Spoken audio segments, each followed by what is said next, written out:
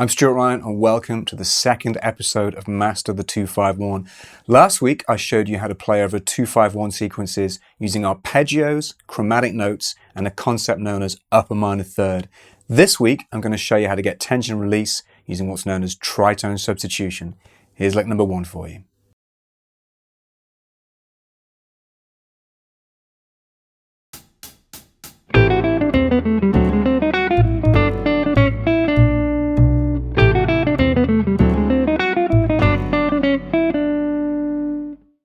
Before I start, don't forget to hit subscribe and the bell icon so you don't miss out the other episodes of Master the 251.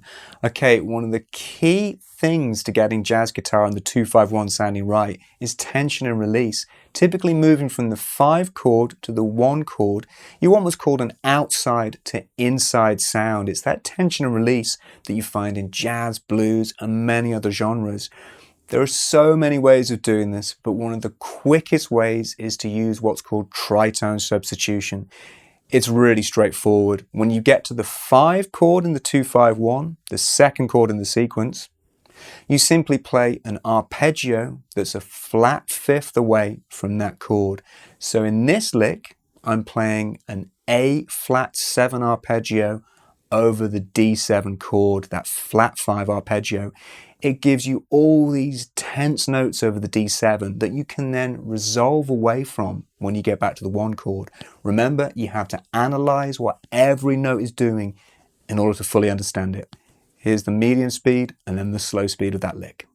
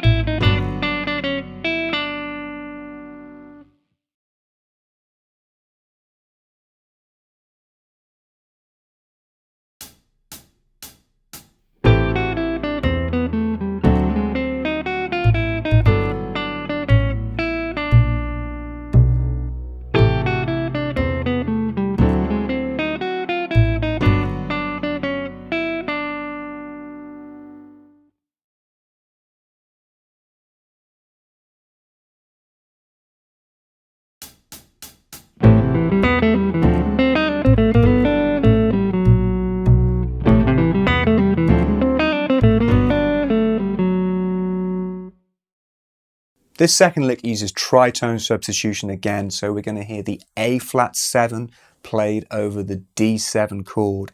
However, a very important thing with soloing and using arpeggios is that you can't always play from the root of the arpeggio.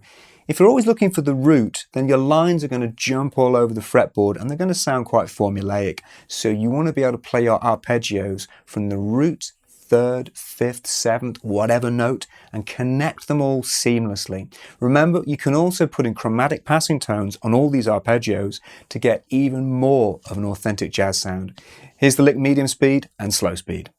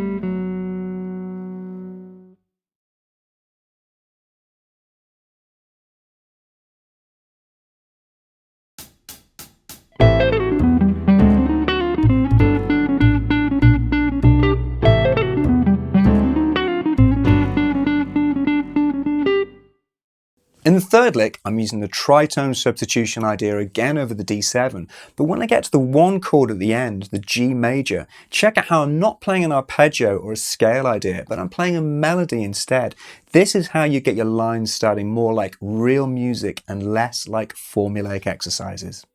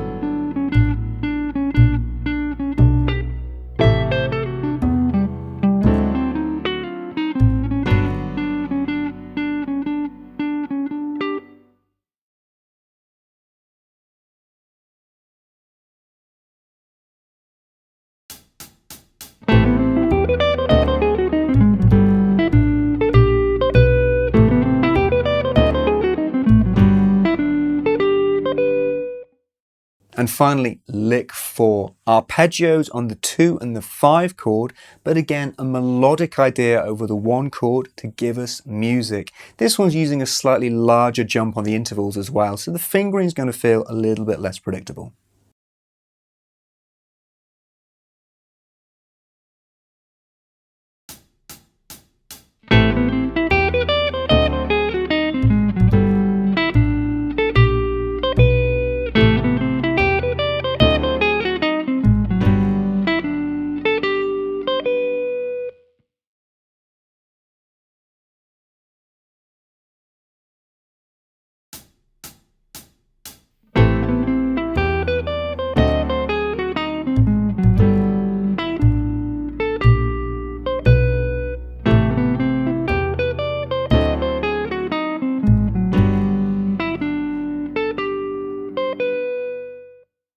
Thanks for watching, everybody. As ever, leave questions and comments down below. Make sure you subscribed and you've clicked that bell icon.